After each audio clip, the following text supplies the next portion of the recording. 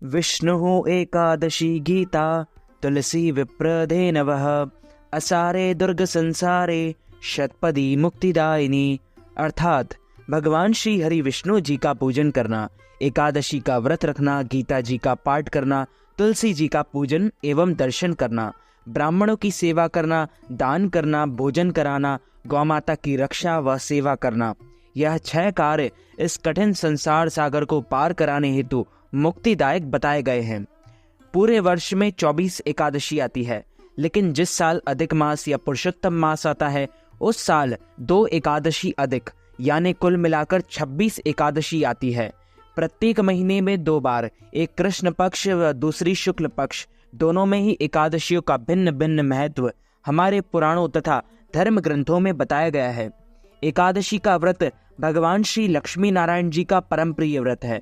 एकादशी का व्रत करने से मनुष्यों के कई जन्मों के पाप जड़ से नष्ट हो जाते हैं तथा उनके पुण्यों का उदय होता है। जब मनुष्य के जन्म जन्मांतर के पाप नष्ट हो जाते हैं तभी उन्हें सांसारिक एवं भौतिक सुखों की प्राप्ति होती है। जो भक्त एकादशी का व्रत करते हैं उनको दशमी से लेकर द्वादशी तक कुछ महत्वपूर्ण नियमों का पालन अनिवार्य रूप से करना चाहिए। दशमी के दिन एक समय शुद्ध एवं सात्विक भोजन करें। इस दिन चावल, लहसुन, प्याज, मांस, मदिरा, मसूर दाल, कटहल की सब्जी का उपयोग नहीं करना चाहिए। दशमी के दिन पराये अन्न अर्थात दूसरे के घर का भोजन कतई नहीं करना चाहिए, बिल्कुल भी नहीं करना चाहिए। ब्रह्मचर्य व्रत का पालन करना चाहिए। एकादशी के दिन सुबह जल्दी उठकर स्नान करके पूजा अर्चना कर एकादशी व्रत का संकल्प धारण करें। आश्विन मास के शुक्ल पक्ष की पापांकुशा एकादशी तिथि का आरंभ 24 अक्टूबर 2023 मंगलवार की दोपहर 3:15 से हो जाएगा, जो कि 25 अक्टूबर 2023 बुधवार की दोपहर 12:33 पर एकादशी तिथि समाप्त हो जाएगी। सूर्योदय व्यापिनी शुद्ध हरिवासर द्वादशी युक्त एकादशी 25 अक्टूबर 2023 बुधवार के दिन रहेगी। इसी दिन सभी भक्तजनों व माताओं बहनों को व्रत रखना है एवं एकादशी व्रत का पालना 26 अक्टूबर 2023 गुरुवार प्रदोष की सुबह 6:27 से 8:27 के बीच में आपको व्रत खोल लेना चाहिए, व्रत का पालना कर लेना चाहिए। तुलसी जी की पूजा करने के लिए सबसे पहले सुबह उठकर स्नान आदि कार्य कर लें। इसके बाद आंगन में रखे तुलसी के पौधे पर साफ जल या गंगा जल चढ़ाएं। घी का दीपक, हल्दी और सिंदूर से तुलसी जी को अर्पण करें। महाप्रसाद जननी सर्व सौभाग्य वर्धिनी आदि व्याधि हरा नित्यम तुलसी त्वम नमोस्तुते, इस मंत्र का 108 बार जाप करें। शालिग्राम और वृंदा देवी का स्मरण कर तुलसी जी का जयकारा लगाएं। इसके बाद लगाए गए भोग को सभी में वितरण करें। तुलसी पूजा शुरू करने से पहले उस स्थान को साफ करें और पूजन सामग्री कपड़े के ऊपर रख लें। इसके बाद सबसे पहले तुलसी माता और भगवान विष्णु का ध्यान करते हुए उन्हें जल अर्पित करें। तुलसी की जड़ में जल चढ़ाने के बाद तुलसी की 3 परिक्रमा भी आपको करना चाहिए और फिर दीपक जलाएं। दीपक जलाने के बाद तुलसी जी को कलावा बांधे और मंत्रों का जाप करें। तुलसी चालीसा भी इस दिन आपको पढ़ना चाहिए। तुलसी जी के सामने खड़े होकर भगवान विष्णु के विष्णु सहस्त्र नाम स्तोत्र का पाठ अवश्य करना चाहिए। इससे आपकी सारी मनोकामनाएं पूर्ण होगी तथा लक्ष्मी नारायण भगवान का आपके ऊपर सदैव आशीर्वाद बना रहेगा।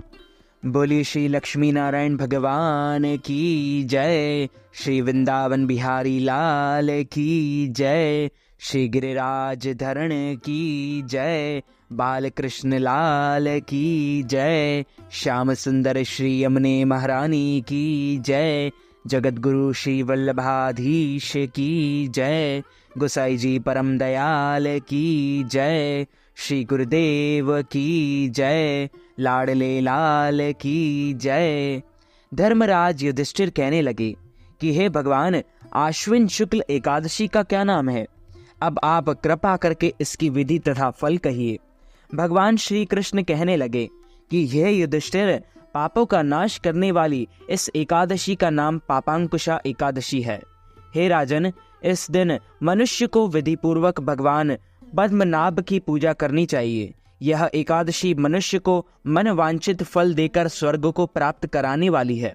मनुष्य को बहुत दिनों तक कठोर तपस्या से जो फल मिलता है, वह फल भगवान गरुड़ध्वज को नमस्कार करने से प्राप्त हो जाता है।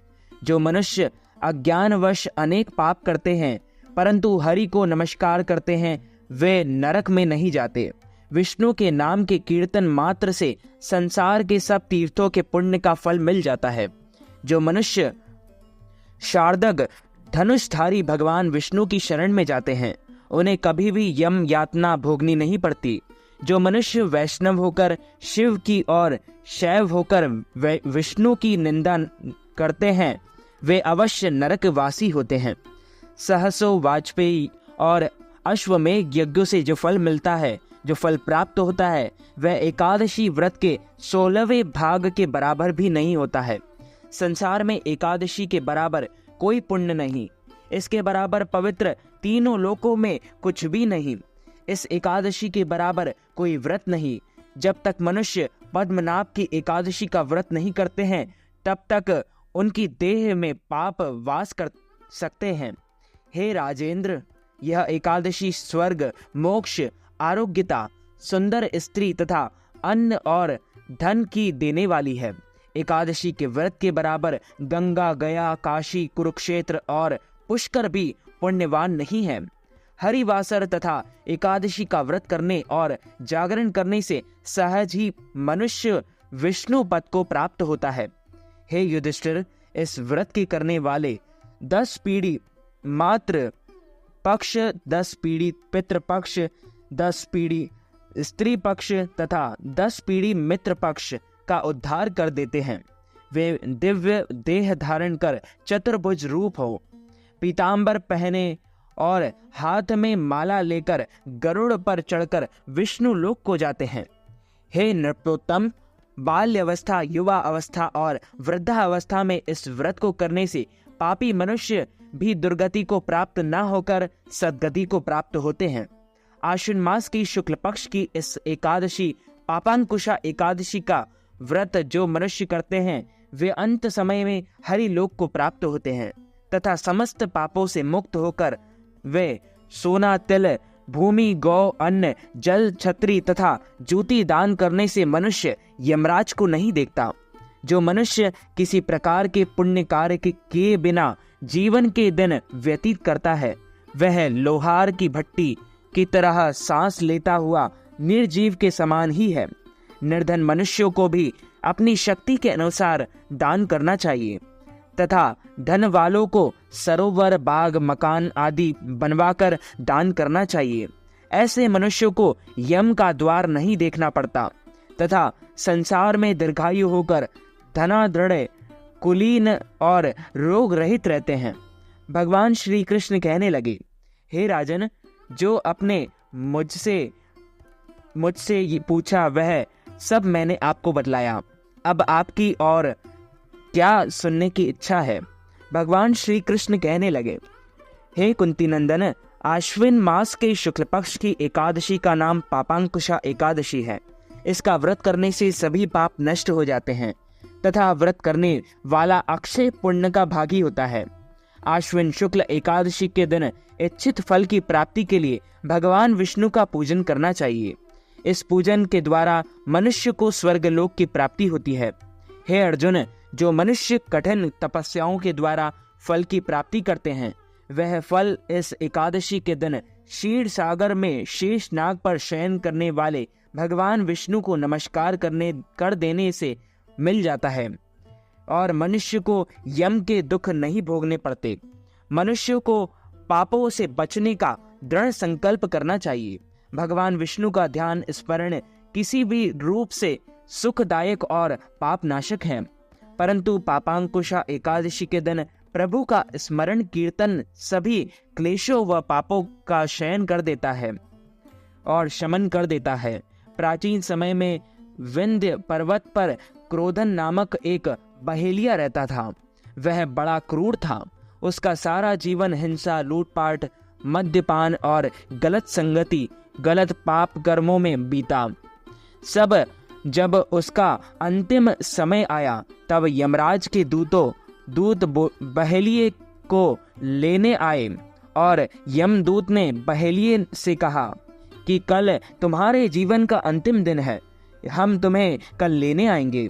यह बात सुनकर बहेलिया बहुत भयभीत हो गया और महर्षि अंगिरा के आश्रम में पहुंचा और महर्षि अंगिरा के चरणों पर गिरकर प्रार्थना करने लगा, हे ऋषिवर, मैंने जीवन भर पाप कर्म ही किए हैं, कृपा कर मुझे कोई ऐसा उपाय बताइए जिससे मेरे सारे पाप मिट जाएं और मोक्ष की प्राप्ति हो। उसके निवेदन पर महर्षि अंगिरा ने उसे आश्विन शुक्ल की पापांकुशा एकादशी का विधि पूर्वक व्रत करने को कहा। महर्षि अंगिरा के कहे अनुसार उस बहेलिये ने यह व्रत किया और किए गए सारे पापों से छुटकारा पा लिया और इस व्रत के पूजन के बल से भगवान की कृपा से वह विष्णु लोक को गया। जब यमराज के यमदूत ने इस चमत्कार को देखा तो वह बहेलिये को बिना लिए ही यमलोक वापस लौट गए। बोलिए श्री लक्ष्मी नारायण भगवान की जय, श्री वृंदावन बिहारी लाल की जय, श्री गिरिराज धरण की जय, बाल कृष्ण लाल की जय। अच्युतम केशवम राम नारायणम कृष्ण दामोदरम वासुदेवम हरि श्रीधरम माधवम गोपिका वल्लभम श्री जानकी नायकम श्री रामचंद्रम भजे, जानकी मनोहरम सर्वलोकनायकम श्री शंकरादि सेवितम पुण्य नाम कीर्तनम श्री राम राम राम राम राम नाम तायकम, रामा कृष्ण वासुदेवा भक्ति मुक्तिदायकम, रामा कृष्ण वासुदेवा भक्ति मुक्तिदायकम। हरे राम राम राम हरे हरे, हरे कृष्ण कृष्ण कृष्ण हरे हरे, श्री कृष्ण गोविंद हरे मुरारे, हे नाथ नारायण वासुदेव। तो मित्रों, हमारे इस ज्ञानवर्धक वीडियो को आप अधिक से अधिक लोगों को शेयर कीजिएगा, लाइक कीजिएगा, कमेंट कीजिएगा और सब्सक्राइब करके बेल आइकन को भी ऑन कर लीजिए। ऐसे ही नए नए वीडियो देखने के लिए आप सभी को सादर जय श्री कृष्ण, सादर धन्यवाद।